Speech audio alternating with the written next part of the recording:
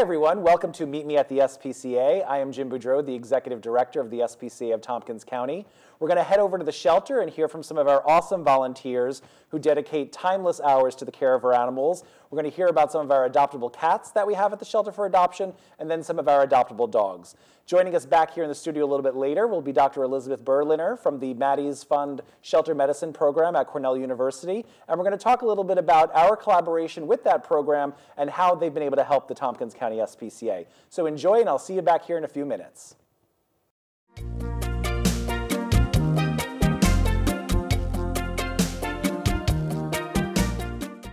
This is Soprano. He's 2 years old. He looks like a kitten and he plays like a kitten. He came to the shelter with his two brothers. Their owner had to go into a nursing home and she couldn't bring her kitties with her. He's very playful and very friendly. And he gets along really well with other cats. So he'd be a great addition to a home with other cats there. Come here. I think he's a little tired out because there was a little boy playing with him just a little while ago. Come on. And the shelter has named him Soprano because he has a high-pitched meow and he sings with it.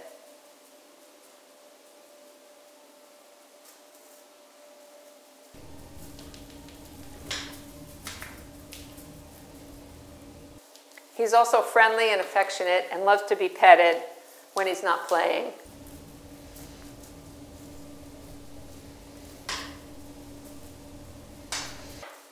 A very lucky person or people can bring home Soprano and be entertained and get lots of loving from him too.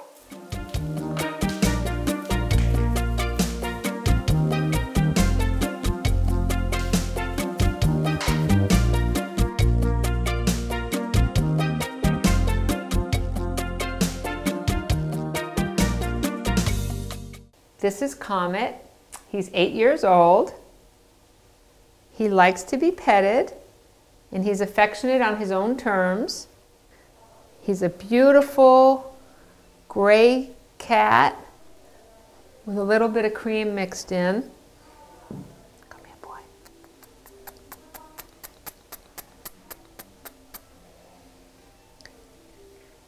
He would do best in a calm household with a predictable routine. There you go, boy. There you go. He's lived with another cat, so if you did a careful and slow introduction, would probably be a good addition to your home with another kitty. He's been neutered, microchipped, and vaccinated, so he's up to date on all his medical requirements. Come here, show your face, beautiful boy. Come here, come here. Show them how pretty you are. Come here.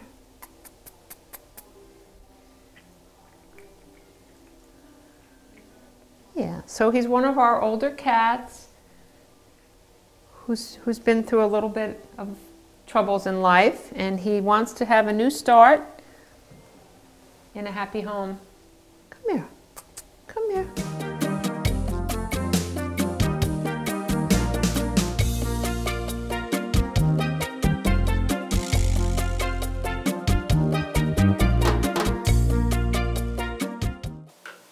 This is Frances. She's an 8-month-old black beauty. She's shy at first, but once she gets to know you, she's very friendly and playful.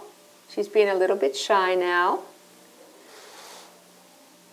Her owner couldn't take care of her anymore, so she was surrendered. She gets along really well with other cats. She's been here at the shelter. Oh, there she goes. In different rooms with other cats, and she's never had a problem. She's been very friendly, and very friendly with all the volunteers and people who've come to pet her and play with her. Come here, girl. Show your face. Here. Beautiful green eyes on a black, glossy black coat. She's really still a kitten at 8 months. You want to go to somebody's house who has another kitty to play with? Huh? So if you'd like a beautiful black cat who's friendly, playful, and loving, Francis would be a great choice.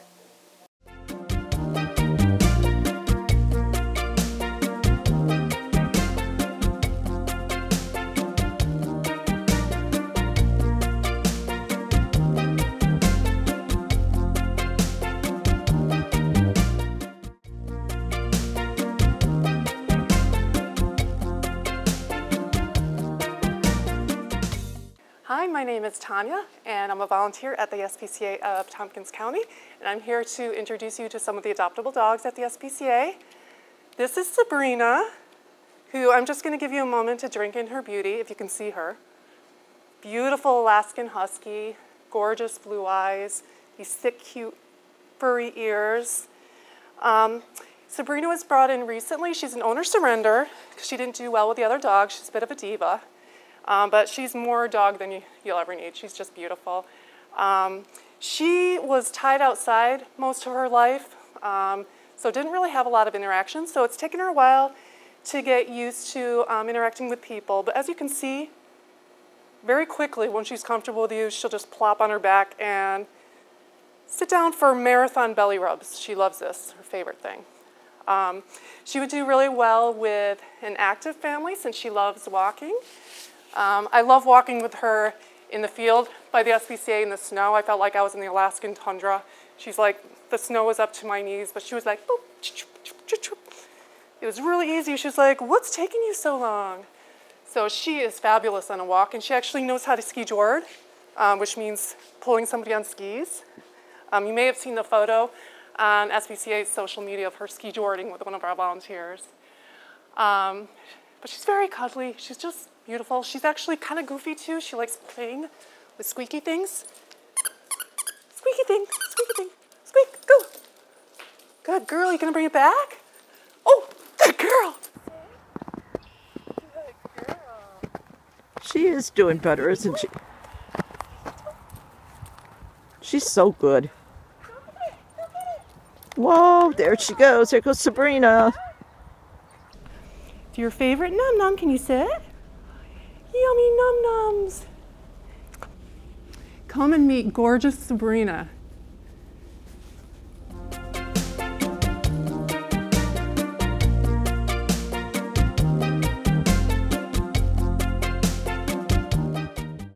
This is Darla. Darla is an 8-year-old Chihuahua mix. She was one of the LA street urchins that was rescued and transported to the SPCA of Tompkins County a few months ago. She was adopted to a family. It didn't work out because Darla doesn't particularly like small, loud children. So a household with older children or small children that can be quiet would be a good household for Darla. This is what Darla loves best. She just loves being held and snuggled. She gets along with other dogs, other quiet dogs, and probably with cats too. She loves to give lots of puppy kisses, so you have to like puppy kisses if you want to take Darla home. Most of all, she likes snuggling. She does like waddling around a little bit. She gained a little weight when she was adopted, so she could use some exercise, but she likes to run around a little bit and chase her squeaky toy, and it's fun to watch her do that. But this is what Darla loves best. I love this girl. Come meet Darla.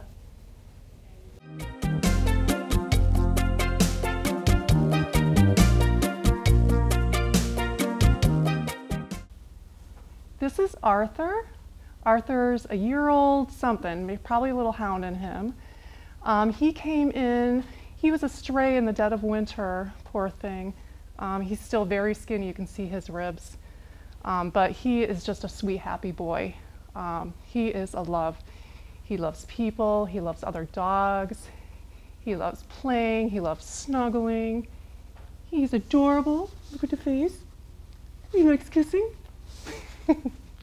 Good boy. He likes squeaky toys. He likes everything. He likes people of all ages. So a household with children would be great for him. Look at that. Woo! Oh, good boy. Can you bring it back? Oh, good boy, Arthur. Good boy. Yes, you are. All right, come meet sweet Arthur.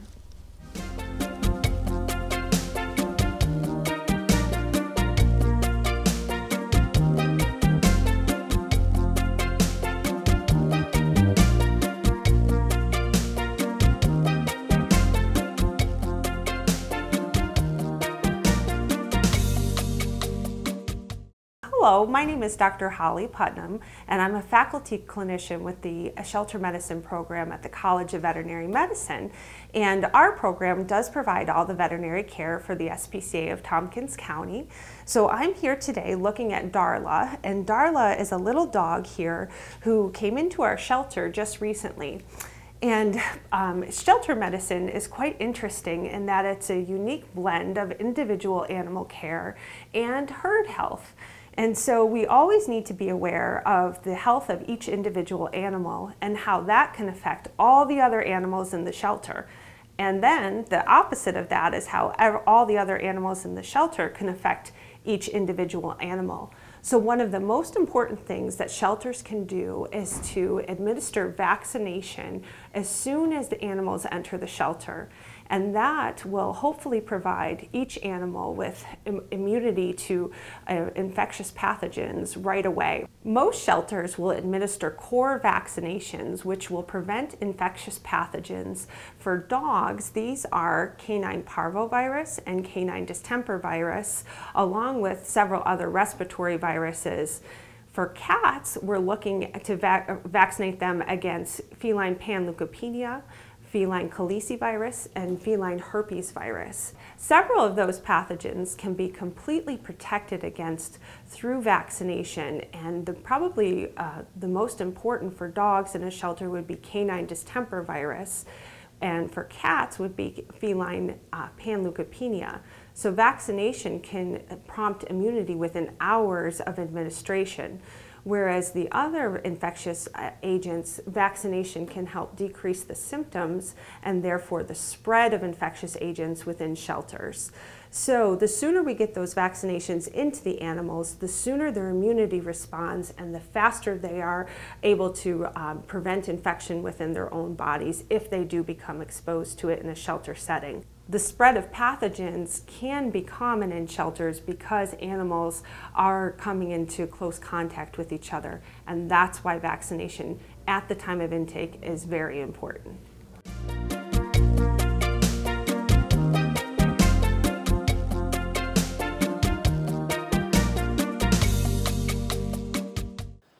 Welcome back, everyone. I hope you enjoyed the videos of our adoptable pets at the shelter, and I hope you'll come down and meet some of them sometime soon.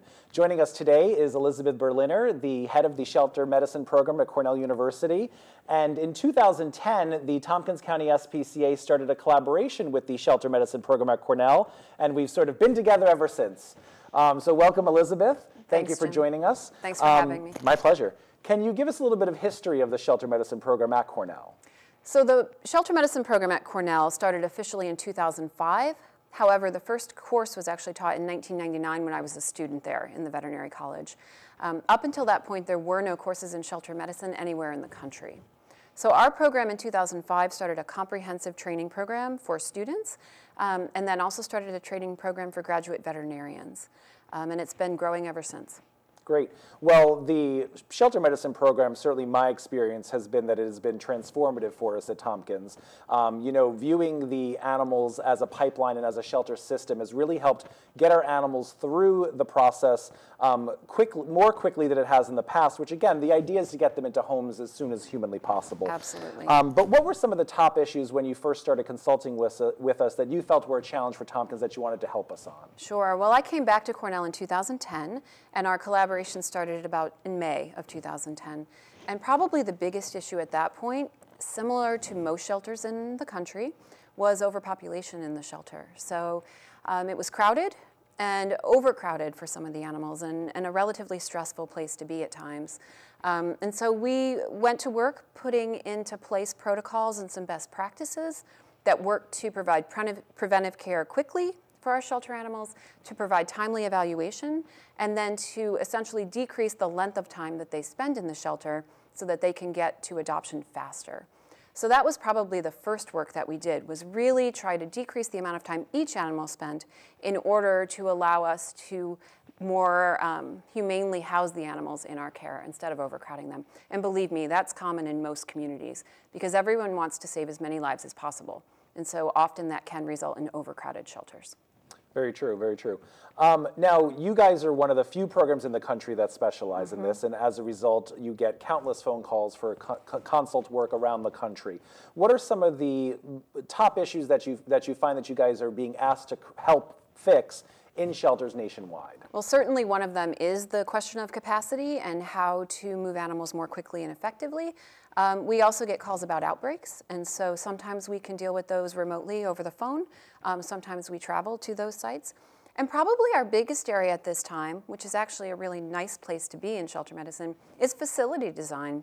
So quite a few shelters are at the point of reimagining their buildings and their facilities in order to more humanely house their animals and to house them for perhaps extended stays with medical conditions and that sort of thing.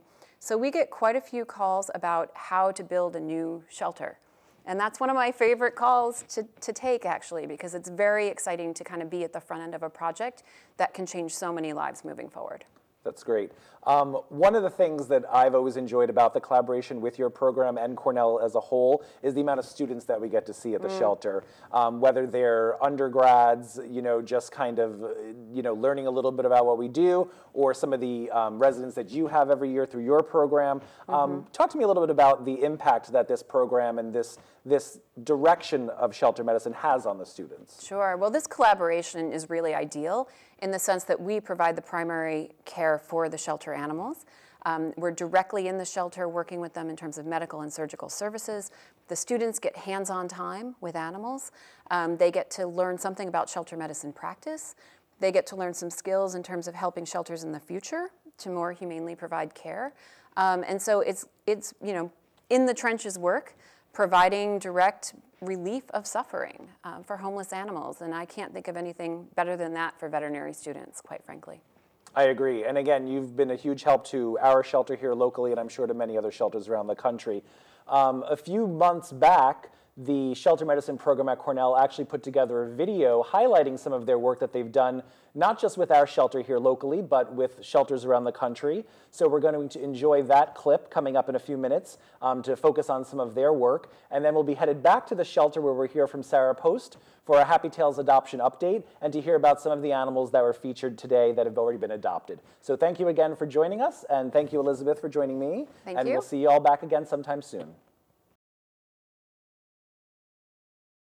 I founded the Maddie Shelter Medicine Program at Cornell in 2005 with the generous support of the Maddie's Fund in order to address the needs of homeless animals in shelters. We have somewhere between 6 and 8 million animals entering animal shelters each year. I'm really proud of our ability to impact so many shelters on so many different levels. And yet we can still turn around and save a kitten that's been picked up in a snowbank in February. The shelter medicine program at Cornell has really been transformative for the Tompkins County SPCA. We have really taken a whole different approach as to how we look at our animals and how we look at our whole shelter system here. We practice hands-on in the trenches shelter medicine. So we are out in the shelters on a daily basis, actually working with the animals, working with the staff, really impacting shelter practice on a population level and on an individual animal level. We are also out in a mobile vehicle providing spay-neuter services and population level health care to regional shelters. And then we are on the phone with shelters from across the country providing ongoing consultation and support to shelters that are struggling in their own communities. Our shelter vets are wonderful here. Because of them, we're able to save so many animals, and I think it's really important that we give any animal that comes in a chance. I think it's just so rewarding when you can see them take their knowledge that they've learned in the lectures and then apply it to a real life setting. Once we get them in there and start showing them our high volume techniques and show them, they can be successful and without too much stress, and maybe it's even enjoyable, it's really rewarding to see the confidence that they build from there. Our shelter medicine students are incredibly active. They are in the shelters on a weekly basis doing clinics. They are fundraising for the local shelter. They are providing foster homes for animals that need care. They are organizing lectures. They are going on externships at shelters across the country, and they are just passionate about improving the lives of animals in the community.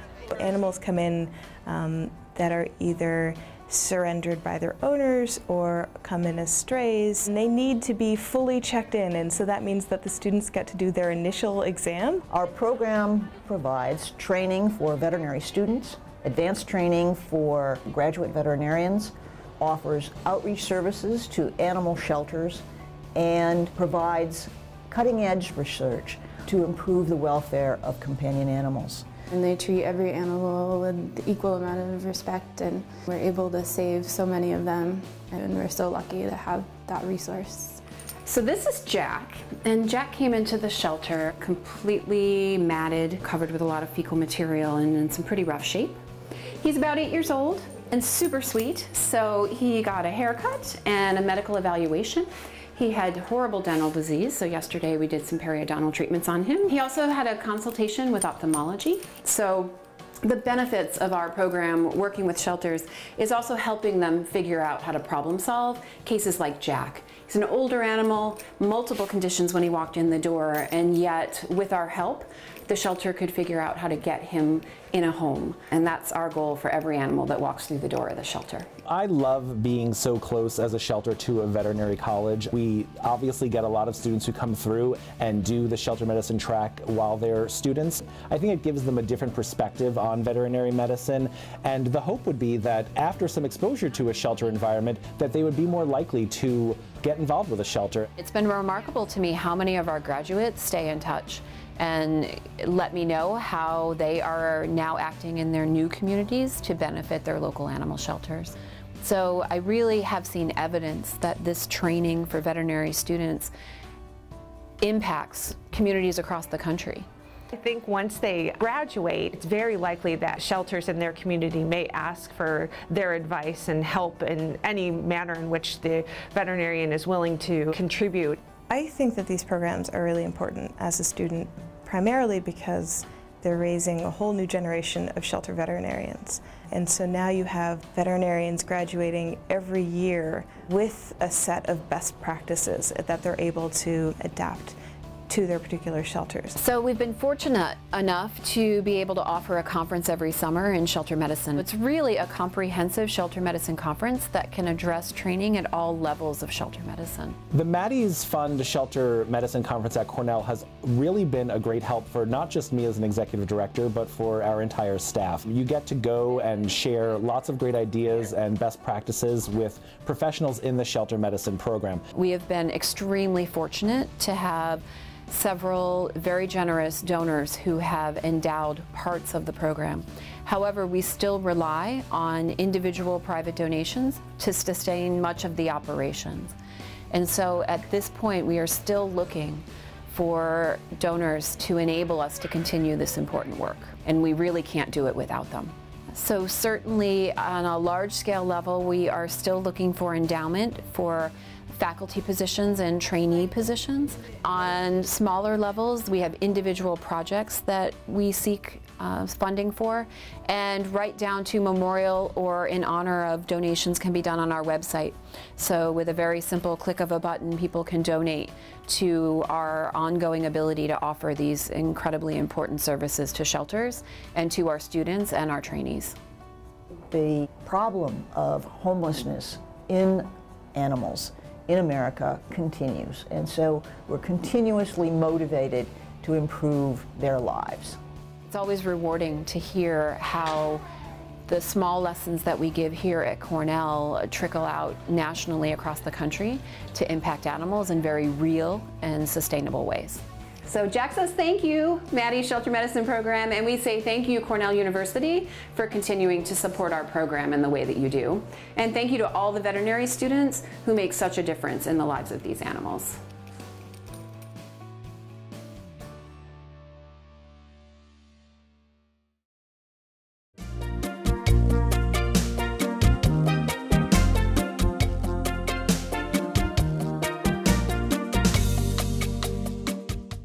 Hi, Hi, my name is Sarah and I'm the Adoptions Manager at the SPCA of Tompkins County, and I'm here to present the adoption updates.